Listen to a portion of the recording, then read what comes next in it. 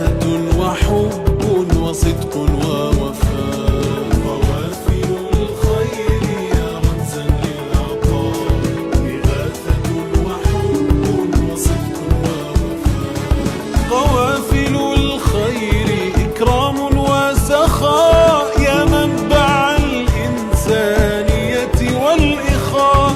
قوافل الخير إكرام وسخاء، يا منبع الإنسانية والإخاء. قوافل الخير إحسان للغير، قوافل الخير إحسان للغير. دمت صرحا يلتقي حتى السماء.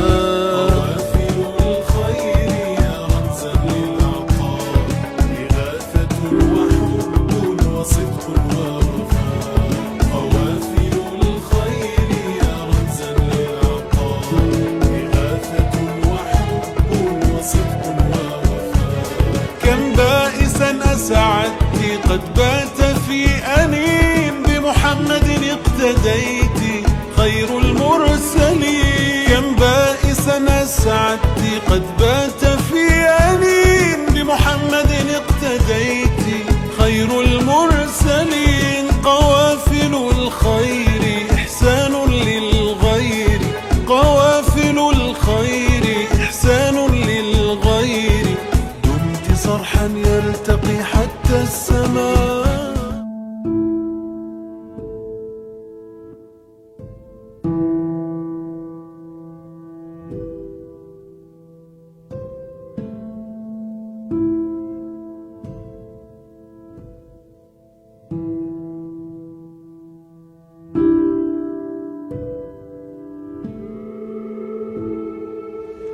كل الناس طبعا، في ناس كتير قوي هتقول دلوقتي اللي بيعمل خير يا جماعه بيعمله في صمت، الخير في الصمت وفي العلن يا جماعه.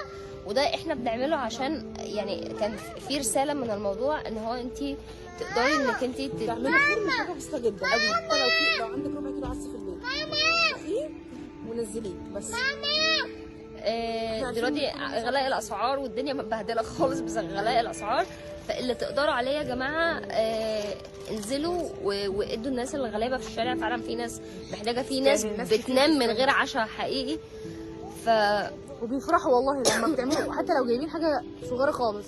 يعني الموضوع كله ما كانش مكلف، ده لانشون وجبنه ويعني كله يعني كلام يعني مش مكلف خالص، بس عشوه بالنسبه لاي حد. هي اكله كويسه جدا بالنسبه لاي حد، فما تستهونوش باي حاجه بسيطه.